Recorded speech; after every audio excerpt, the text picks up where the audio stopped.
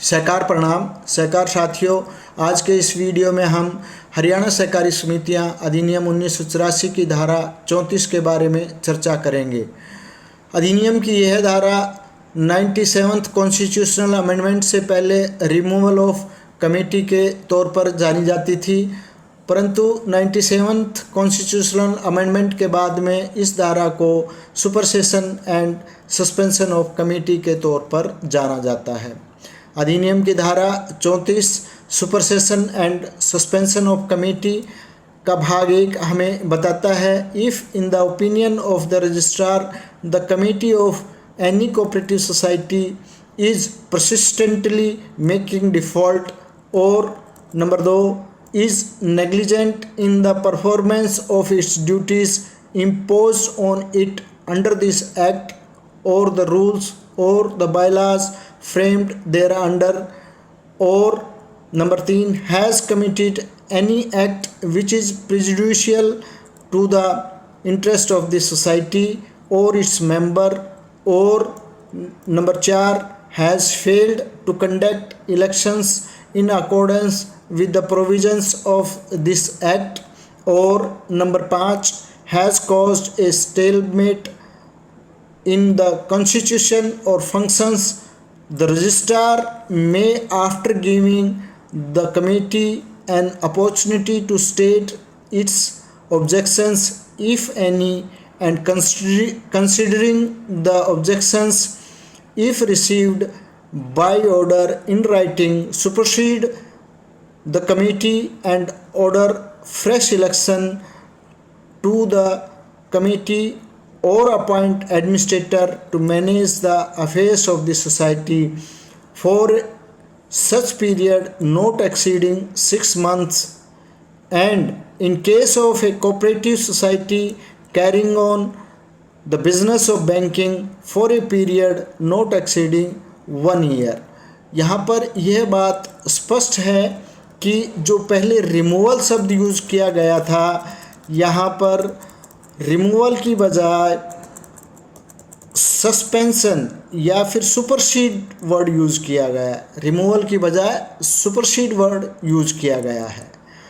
तो अधिनियम की धारा 34 हमें बताती है, इसका भाग 1 हमें कहता है कि समिति का अधिक्रमण और निलंबन। भाग 1 हमें कहता है, यदि रजिस्ट्रार की राय में किसी सहकारी समिति की प्रबंधक कमेटी नंबर 1 लगातार चूक कर रही है, या नंबर 2 इस अधिनियम या उसके तहत बनाए गए नियमों या उपनियमों के तहत उस पर लगाए गए कर्तव्यों के पालन में लापरवाही कर रहा है, या नंबर 3 ऐसा कोई कार्य किया है जो समिति या उसके सदस्यों के हित के लिए हानिकारक है, या नंबर 4 इस अधिनियम के प्रावधानों अनुसार चुनाव कराने में विफल रहा है, या नंबर 5 संविधान यानी कि एक्ट, रूल्स और बायलाज या समिति के कार्यों में गतिरोध पैदा किया है। रजिस्ट्रार समिति को अपनी आपत्तियां यदि कोई हो बताने का अवसर प्रदान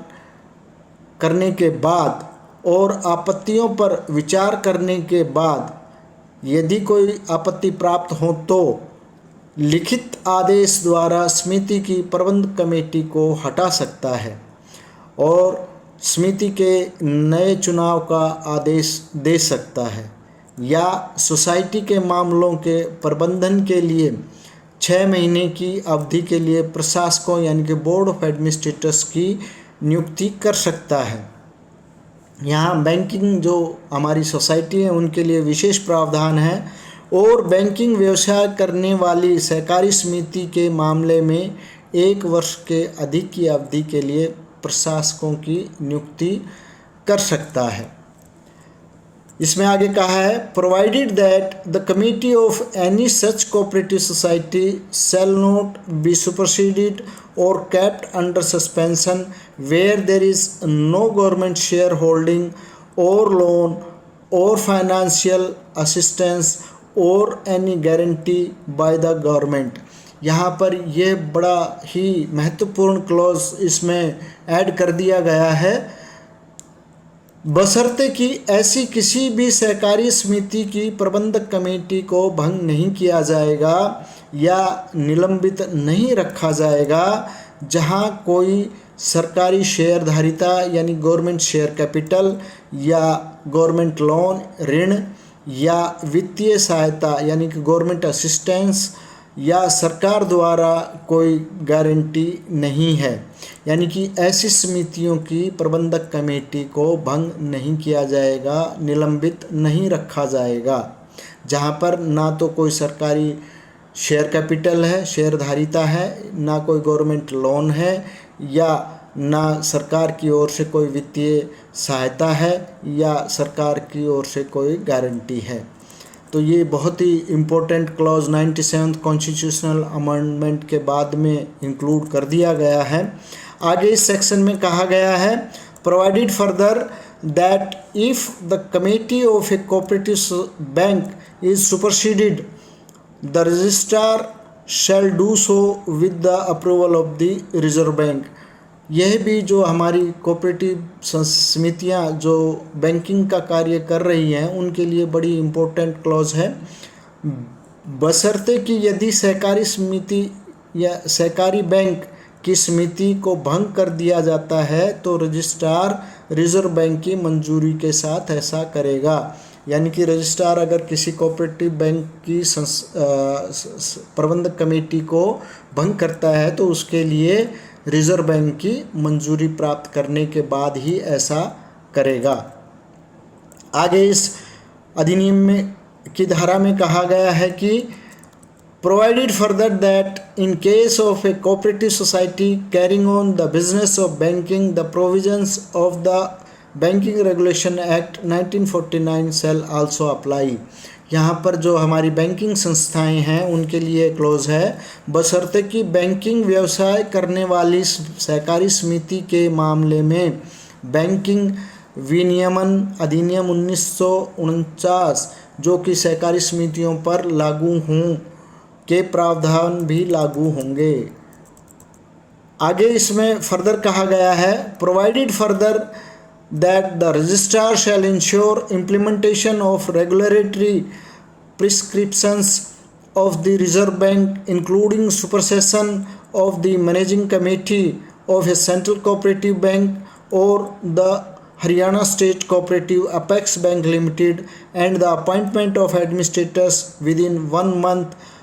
of being so advised by the Reserve Bank। यानी कि ये क्लॉज भी हमारी जो केंद्रीय सहकारी बैंक हैं और हरको बैंक हैं, हरियाणा अपेक्स बैंक हैं, उनके लिए है, बशर्ते कि रजिस्ट्रार केंद्रीय सहकारी बैंक या सहकारी हरियाणा राज्य सहकारी अपेक्स बैंक हरको बैंक की प्रबंध समिति के अधिक्रमण और रिजर्व बैंक के द्वारा सलाह दिए जाने के 1 महीने के भीतर प्रशासकों की नियुक्ति सहित रिजर्व बैंक के विनियामक जो रेगुलेटरी निर्देश हैं, इंस्ट्रक्शन हैं,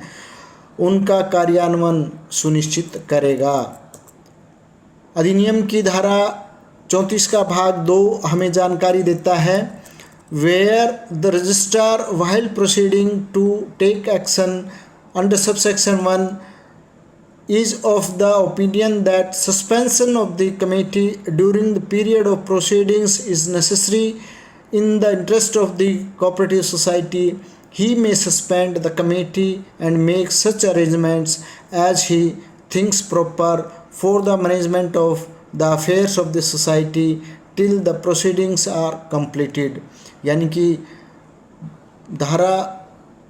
34 के भाग 2 में कहा गया है कि जहां रजिस्ट्रार उपधारा 1 के तहत कार्रवाई करते समय यह राय रखता है कि कार्रवाई की अवधि के दौरान समिति का निलंबन सहकारी समिति के हित यानी कि समिति की प्रबंधक कमेटी का निलंबन सहकारी समिति के हित में आवश्यक है तो वह निलंबित कर सकता है और कार्रवाई पूरे होने तक सोसाइटी के मामलों के प्रबंधन के लिए ऐसी व्यवस्था करेगा जो वह उचित समझे। आगे इसमें कहा गया है कि provided that if the committee so suspended is not removed it shall be reinstated and the period of suspension shall count towards its tenure. यानी कि यहाँ पर यह स्पष्ट कर दिया गया है कि परंतु यदि इस प्रकार निलंबित प्रबंध कमेटी को हटाया नहीं जाता है, यानी कि रिमूव नहीं किया जाता है, तो उसे बहाल कर दिया जाएगा और निलंबन की अवधि उसके कार्यकाल में गिनी जाएगी। यानी कि अगर समिति को नहीं हटाया है, प्रबंधक कमेटी को नहीं हटाया है और बहाल कर दिया गया है, तो जो सस्पेंशन का पीरियड है वो उसके टेन्योर में, प्रबंधक कमेटी के टेन्योर में ही गिना जाएगा। आगे कहा है provided further that period of suspension shall not exceed 6 months। यहाँ पर ये कंडीशन लगा दी गई है कि बशर्ते कि निलंबन की अवधि 6 महीने से अधिक नहीं होगी। यानी कि 6 महीने के अंदर रजिस्ट्रार को ये निर्णय लेना होगा कि या तो कमेटी को बहाल कर दिया जाए या फिर उसको रिमूव कर दिया जाए। अधिनियम की धारा 34 का भाग 3 हमें बताता है कि the administrators appointed under subsection 1 shall arrange for the election of a committee in accordance with the bylaws of the society, failing which the registrar shall arrange to hold election. धारा 34 का भाग 3 हमें जानकारी देता है कि उपधारा 1 के तहत नियुक्त प्रशासक सोसाइटी के उपनियमों के अनुसार समिति प्रबंधक कमेटी के चुनाव की व्यवस्था करेंगे। ऐसा न करने पर रजिस्ट्रार चुनाव कराने की व्यवस्था करेगा। अधिनियम की धारा 34 का भाग 4 हमें जानकारी देता है कि before taking any action under subsection 1 in respect of a cooperative society, the registrar shall consult the financing institution to which it is in debt। यानी कि भाग 4 हमें जानकारी देता है किसी सहकारी समिति की प्रबंध कमेटी के संबंध में उपधारा 1 के तहत कोई भी कार्रवाई करने से पहले रजिस्ट्रार उस वित्त पोषण संस्था से परामर्श करेगा जिसकी वह सोसाइटी ऋणी है। यानी कि किसी भी सोसाइटी ने, किसी भी समिति ने अगर किसी भी बैंकिंग या अथवा दूसरी जो फाइनेंशियल इंस्टीट्यूशंस हैं उनसे लोन प्राप्त किया हुआ है, ऋण प्राप्त किया गया है, तो यदि रजिस्ट्रार उपधारा 1 के तहत कोई भी कार्रवाई कर रहा है तो उसके लिए वो उस समिति की वित्त पोषण करने वाली संस्था यानी कि फाइनेंशियल इंस्टीट्यूशन जिसकी कि वो सोसाइटी ऋणी है से परामर्श करेगा।